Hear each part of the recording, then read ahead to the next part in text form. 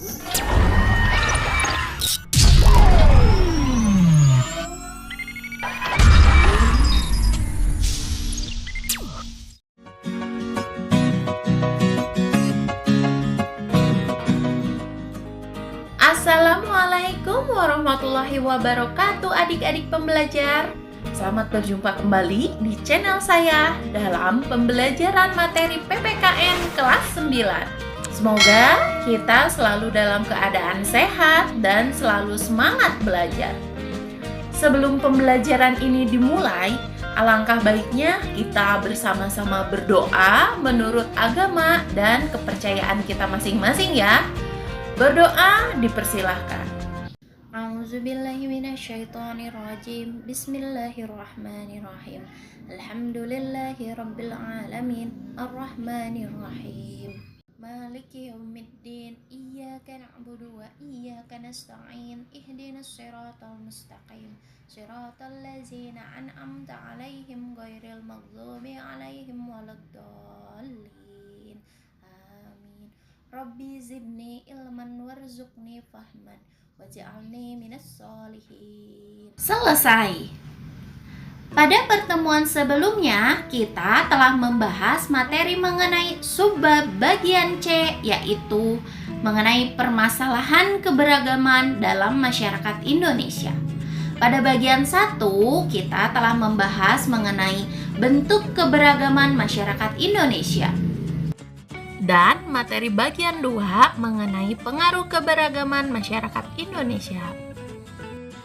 Nah, pada pertemuan kali ini kita akan melanjutkan materi selanjutnya pada bagian 3, yaitu mengenai permasalahan yang mungkin muncul dalam keberagaman masyarakat Indonesia, di mana kita akan membahas yang pertama, bentuk konflik pada masyarakat Indonesia, kemudian penyebab konflik dalam masyarakat Indonesia, dan bagian terakhir akibat yang ditimbulkan oleh terjadinya konflik tersebut. Kalian bisa buka buku paket PPKN kelas 9 kurikulum 2013 revisi 2018 pada halaman 105 sampai 114. Oke, kita mulai saja ya.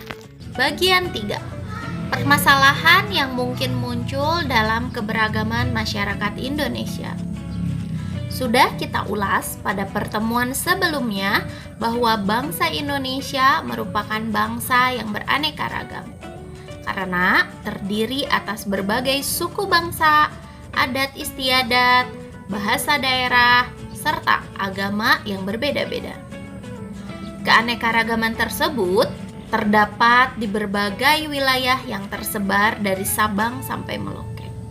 Namun, di balik semua itu, keberagaman masyarakat Indonesia memiliki potensi timbulnya berbagai permasalahan dalam masyarakat yang diakibatkan karena adanya perbedaan tersebut. Nah, pada materi bagian A, kita akan membahas mengenai bentuk-bentuk konflik pada masyarakat Indonesia. Konflik dalam masyarakat dapat dikelompokkan jika berdasarkan tingkatannya dibagi menjadi 2, yaitu konflik ideologi dan konflik politik. Konflik ideologi terjadi karena perbedaan ideologi dalam masyarakat.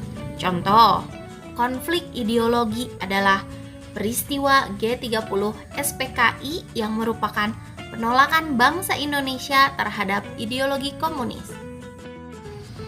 Adapun konflik politik merupakan pertentangan yang disebabkan perbedaan kepentingan dalam memperoleh kekuasaan atau merumuskan kebijakan pemerintah. Contoh nyata konflik politik antara lain bentrok akibat proses pemilihan umum, bentrokan penolakan kebijakan pemerintah, atau menuntut sesuatu. Adapun bentuk konflik berdasarkan jenisnya dapat digolongkan menjadi konflik antar suku, konflik antar agama, konflik antar ras, dan konflik antar golongan. Berikut uraian konflik berdasarkan jenisnya. Yang pertama, Konflik antar suku. Konflik antar suku yaitu pertentangan antara suku yang satu dengan suku yang lain.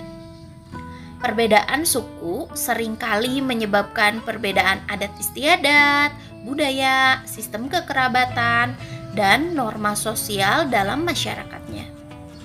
Pemahaman yang keliru terhadap perbedaan ini dapat menimbulkan masalah, bahkan konflik dalam masyarakat. Seperti yang tergambarkan pada gambar 4.5, di situ terlihat bentrokan antar suku bangsa yang sangatlah berbahaya apabila tidak dicegah dan diatasi dengan baik. Kemudian, bentuk konflik selanjutnya adalah konflik antar agama. Konflik antar agama yaitu pertentangan antara kelompok yang memiliki keyakinan atau agama yang berbeda. Konflik ini dapat terjadi antara agama yang satu dengan agama yang lain, atau antara kelompok dalam agama tertentu. Kemudian, bentuk konflik selanjutnya yaitu konflik antar ras. Konflik antar ras yaitu pertentangan antar ras yang satu dengan ras yang lainnya. Pertentangan ini dapat disebabkan sikap rasialis, yaitu memperlakukan orang berbeda-beda berdasarkan ras. Dan yang terakhir, konflik antar golongan. Konflik antar golongan yaitu pertentangan antara kelompok atau golongan dalam masyarakat. Golongan atau kelompok dalam masyarakat dapat dibedakan atas dasar pekerjaan, partai politik, asal daerah, dan sebagainya. Perlu kalian pahami bahwa pertentangan antara dua orang atau yang berbeda suku belum tentu itu adalah konflik antar suku. Hal ini dapat saja disebabkan oleh faktor yang lain, seperti masalah pribadi yang tidak berkaitan dengan perbedaan suku. Konflik antar suku juga dapat berawal dari konflik antar pribadi. Contohnya, jika A yang berasal dari suku X memiliki masalah pribadi dengan B yang berasal dari suku Y karena hutang piutang. Masalah yang bersifat pribadi ini dapat berkembang menjadi konflik antar suku apabila keduanya kemudian saling menghina asal daerah atau suku masing-masing. Konflik antar pribadi ini akan berkembang lebih lanjut apabila masing-masing orang ini meminta bantuan kepada orang yang lain yang berasal dari suku masing-masing. Oleh karena itu, kita harus berhati-hati dan cermat dalam menelaah suatu masalah. Apakah suatu masalah merupakan masalah atau konflik antar suku atau sebenarnya merupakan konflik pribadi? Selanjutnya, kita akan bahas juga materi bagian B, yaitu mengenai penyebab konflik dalam masyarakat. Konflik dalam masyarakat bukan merupakan proses yang terjadi secara tiba-tiba. Peristiwa ini dapat terjadi karena ditandai dengan beberapa hal yang terjadi dalam masyarakat, seperti tidak adanya persamaan pandangan antar kelompok, seperti perbedaan tujuan, cara melakukan sesuatu, dan sebagainya. Kemudian, yang selanjutnya, karena norma-norma sosial tidak berfungsi dengan baik sebagai alat pencapai tujuan. Kemudian, adanya pertentangan norma-norma dalam masyarakat, sehingga menimbulkan kebingungan bagi masyarakat. Kemudian yang selanjutnya, adanya sanksi terhadap pelanggaran atas norma tidak tegas atau lemah. Dan nomor 5 selanjutnya, tindakan anggota masyarakat sudah tidak lagi sesuai dengan norma yang berlaku. Dan nomor 6, karena terjadi proses disosiatif, yaitu proses yang mengarah pada persaingan tidak sehat, tindakan kontroversial, dan pertentangan atau konflik. Adapun beberapa gejala dalam masyarakat yang memiliki potensi penyebab konflik sosial antara lain sebagai berikut.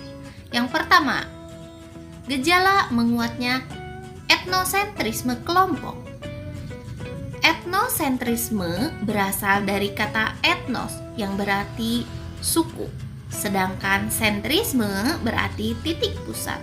Dengan demikian, etnosentrisme memiliki arti perasaan suatu kelompok di mana kelompoknya merasa dirinya paling baik, paling benar, paling hebat, sehingga mengukur kelompok lain dengan nilai dan norma kelompoknya sendiri. Sikap etnosentrisme tidak hanya terdapat dalam kelompok suku, namun juga terdapat dalam kelompok lain seperti kelompok pelajar, partai politik, pendukung tim sepak bola, dan sebagainya. Perkelahian pelajar terkadang disebabkan oleh sikap kelompoknya yang merasa lebih baik, lebih kuat dari kelompok belajar lainnya. Penyebab konflik sosial selanjutnya yaitu stereotip terhadap suatu kelompok, yaitu anggapan yang dimiliki terhadap suatu kelompok yang bersifat tidak baik. Misalnya, anggapan bahwa suatu kelompok identik dengan kekerasan, sifat suatu suku yang kasar, dan sebagainya. Stereotip ini dapat terjadi terhadap kelompok agama, suku, ras, maupun golongan, seperti geng sepeda motor, kelompok remaja tertentu, organisasi kemasyarakatan, dan sebagainya. Stereotip mengakibatkan sikap prasangka terhadap suatu kelompok sesuai dengan anggapan negatif tersebut. Penyebab konflik sosial yang ketiga yaitu hubungan antar penganut agama yang kurang harmonis. Sikap fanatik yang berlebihan terhadap keyakinan masing-masing dapat menimbulkan sikap tidak toleran terhadap agama lain. Berpegang teguh pada ajaran agama masing-masing adalah keharusan. Namun, kita tidak boleh memaksakan suatu keyakinan kepada orang lain. Keberagaman agama dapat menimbulkan perbedaan dalam mengatasi suatu persoalan dalam masyarakat. Perbedaan tersebut dapat berkembang menjadi konflik apabila tidak mengembangkan sikap saling menghormati agama dan keyakinan orang lain. Dan penyebab konflik sosial yang terakhir adalah hubungan antara penduduk asli dan penduduk pendatang yang kurang harmonis. Hubungan antara penduduk asli dengan penduduk pendatang yang kurang harmonis dapat menimbulkan berbagai masalah dalam masyarakat yang beragam. Ketidakharmonisan dapat terjadi dengan diawali rasa ketidakadilan dalam bentuk bidang ekonomi, politik, ketersinggungan, keterbatasan komunikasi, dan sebagainya. Konflik yang terjadi dalam masyarakat seringkali disebabkan oleh banyak faktor, sehingga konflik yang terjadi bersifat kompleks atau rumit. Sebagai contoh, pertentangan pelajar di sekolah dapat disebabkan karena letak sekolah, persoalan pribadi antar siswa, kejenuhan di sekolah, pengaruh orang dari luar, dan sebagainya. Oleh karena itu, menyelesaikan masalah pertentangan pelajar tidak dapat hanya dengan satu cara, misalnya dengan memindahkan sekolah. Namun, perlu secara bersama-sama diselesaikan dengan mengetahui apa yang menjadi faktor penyebab terjadinya konflik tersebut. Dan materi terakhir adalah akibat yang ditimbulkan oleh terjadinya konflik. Konflik yang terjadi dalam masyarakat merupakan gejala sosial, apalagi masyarakat yang beragam. Ada yang berpendapat bahwa konflik senantiasa akan ada dalam masyarakat, hanya berbeda ruang dan waktu. Sulit menemukan masyarakat tanpa konflik sepanjang masa. Namun demikian, kita harus mencegah agar konflik yang terjadi dalam masyarakat tidak terjadi secara terus-menerus dan membawa akibat yang merugikan semua pihak. Konflik dalam masyarakat memiliki akibat positif dan negatif. baik secara perseorangan maupun secara kelompok. Salah satu akibat positif konflik adalah bertambah kuatnya rasa solidaritas kelompok. Hubungan antar anggota kelompok atau masyarakat menjadi semakin kuat. Namun, konflik juga memiliki akibat yang negatif. Misalnya sebagai berikut. Yang pertama, perpecahan dalam masyarakat. Perpecahan merupakan akibat nyata dari konflik yang terjadi dalam masyarakat. Kerukunan masyarakat akan terganggu akibat konflik yang terjadi. Anggota yang sebelumnya saling bertetangga berubah menjadi tidak saling bertegur sapa, saling membenci, saling berprasangka, dan sebagainya. Apabila konflik terjadi di sekolah, hal ini akan membuat hubungan dengan teman putus, suasana belajar yang tidak nyaman, dan tidak tertib. Kemudian nomor 2 yaitu kerugian harta benda dan korban manusia. Kehancuran harta benda sering terjadi akibat konflik dalam masyarakat. Kerusakan fasilitas umum, rumah pribadi, serta taman yang rusak merupakan contoh nyata akibat dari konflik. Konflik juga dapat mengakibatkan korban jiwa dalam masyarakat. Seperti yang tergambarkan pada gambar 4.8, terlihat kerusakan fasilitas umum akibat konflik. Yang ketiga, kehancuran nilai-nilai norma sosial yang ada. Nilai-nilai dan norma sosial dapat hancur akibat konflik dalam masyarakat. Seperti nilai kasih sayang, kekeluargaan, saling menolong, dan persaudaraan. Nilai-nilai ini dapat digantikan oleh rasa dendam, curiga, tidak percaya kelompok lain, dan sebagainya. Aturan-aturan sosial juga dapat berubah seperti larangan bertemu dengan kelompok lain, larangan melakukan kerjasama dengan kelompok lain, dan sebagainya. Kemudian nomor 4, perubahan kepribadian seseorang. Kepribadian seseorang dapat berubah akibat konflik. Misalnya, anak-anak korban konflik akan menjadi pemurung, takut melihat orang lain, ataupun dendam. Orang yang terlibat konflik dapat menjadi beringas, pemarah, dan agresif. Dari uraian di atas, mempertegas bahwa konflik yang terjadi dalam masyarakat lebih membawa akibat negatif daripada akibat positif. Oleh karena itu, kita harus mencegah terjadinya konflik dalam masyarakat. Kehidupan masyarakat yang damai tanpa konflik merupakan dambaan setiap orang. Kita dapat belajar dengan tenang, bermain dengan senang bila tidak ada konflik. Setiap warga masyarakat berkewajiban memelihara keberagaman dalam masyarakat tanpa menimbulkan masalah akibat keberagaman tersebut. Nah, demikianlah pemaparan materi pembahasan PPKN pada pertemuan kali ini. Insya Allah minggu depan kita akan melanjutkan pembahasan materi subbab bagian D, yaitu upaya pencegahan konflik yang bersifat sara. Untuk tugas materi kali ini adalah silahkan kalian kerjakan tugas mandiri 4.3 pada halaman 110 ya. Demikianlah pemaparan materi pertemuan kali ini. Terima kasih telah menonton video ini sampai selesai. Akhir kata saya ucapkan tetap semangat dan jaga kesehatan. Wassalamualaikum warahmatullahi wabarakatuh.